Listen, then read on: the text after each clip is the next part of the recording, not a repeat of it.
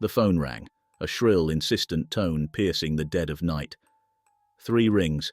My hand, heavy with sleep, fumbled for the receiver. "You asleep, brother?" A voice, rough with urgency, crackled through the static. It was Caleb, my neighbour, Caleb Hayes. "Just checking on the cows. A couple of them slipped through a break in the fence." My heart skipped a beat. The fence, the tree line.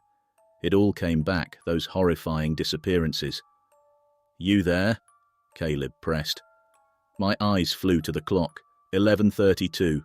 My stomach churned. This was bad. "I'm coming, Caleb." The phone clicked dead. I could almost hear the silent scream. Pulling on my boots, I threw on a flannel and stumbled downstairs. There, in the dim glow of the living room lamp, sat my sister, Lily.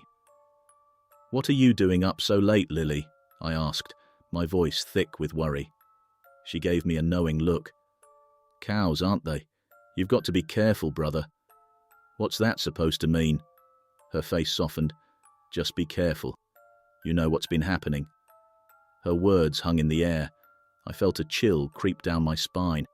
Before I could press her further, she hopped up, grabbing her boots.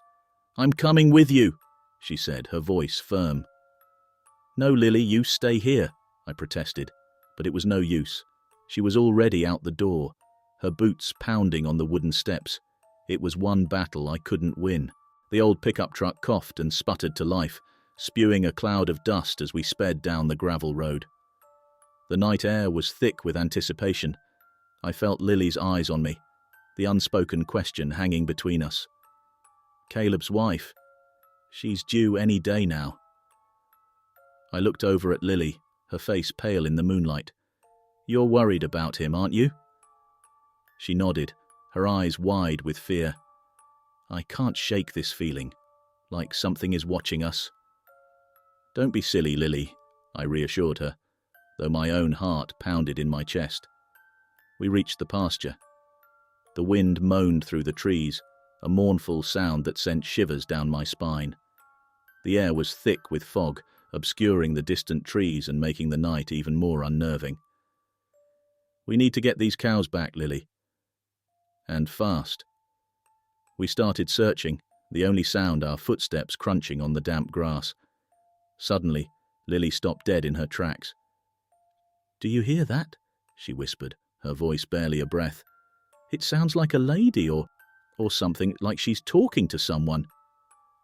My eyes met hers, my face contorting into one of silent skepticism. "Lily, I don't hear a darn thing besides the wind blowing through the trees and those cows mooing way over yonder now." Lily shook her head, eyes wide. "No, really, I heard it."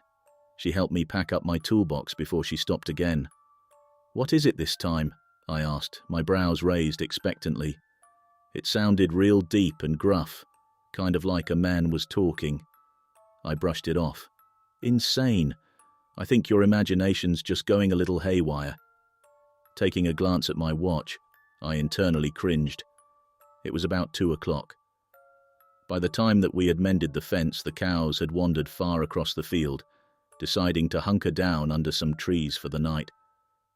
"Jessie," Lily whispered, breaking me from my silent observation, her voice wavering. "Lily, what's over there?" She pointed, her finger shaking like a leaf.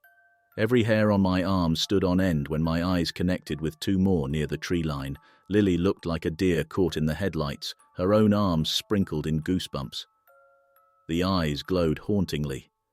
A sinister smirk fixed itself to the creature's face, a smile too wide to be human. Despite being shrouded in darkness, there was no mistaking the odd line of a human-like form. I wrapped my hand around Lily's arm, fast as lightning. "Lily," I whispered, "you've got to move faster. Come on, you've got to help me." My legs made quick strides across the pasture, but Lily was still struggling to keep up. I made a quick decision, grabbing her up and throwing her over my shoulder before jogging towards the truck. I threw the both of us inside, slamming the doors and peering out across the pasture, expecting to see those glowing eyes. There was nothing. I shoved my key into the ignition, hoping and praying that the engine wouldn't give me any trouble this time. A shiver rised down my spine as time crawled by. The memory of that creature's eyes only added to my ever-growing anxiety. The engine roared to life, but there was no relief. The turbo barely had a chance to awaken. I was flying down the road, barreling down the road. A spewing plume of rolling coal left in our wake. "What was that?" Lily suddenly asked. Her knees huddled up to her chest as her arms wrapped securely around them. With a quick scan of my surroundings, I looked in the rearview mirror and exhaled a sigh of relief. There was nothing but the trees and a cloud of dust behind us. I honestly have no idea what that thing was, but I do know that I'm going to call Caleb as soon as we get back to the house and get this all straightened out. My voice shook slightly, but I tried to mask it, clearing my throat and gripping the steering wheel instead. "Jessie," she said, her voice soft and quiet, hands picking at a loose string on her jeans. "It's okay to be scared." I shook off my fear and reached out a hand to pat her knee. "I'm not scared," I replied, my voice smooth and even. "I'm just worried." The second we pulled up to the house, my worry morphed back into fear. Something familiar was lying on the porch. Slamming the truck into park, I hopped out and ran up to it. There, splayed out across the wood, was a bloodied mass, a cow. I held back a gasp, trying and failing to steady my stomach. The sound of the truck door rang out as Lily closed it, and before I could stop her, she was beside me. "It's all right, it's okay," I told her. We moved through each room until we were satisfied that we were safe. Once we both gave the okay, we popped down on the couch and just stared at each other.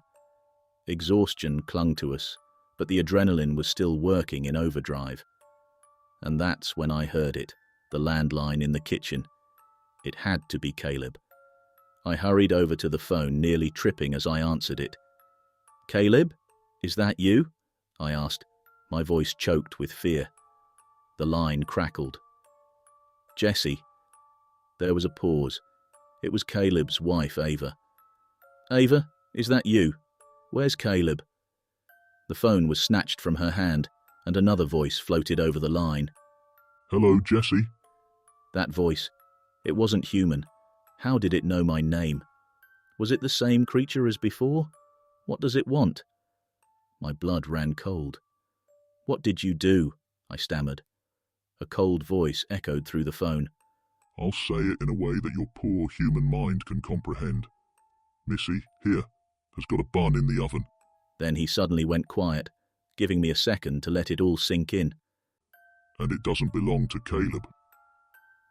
The phone clicked dead. And for the first time I understood the true horror of the creature's presence. It was a horror not just of the flesh, but of the soul.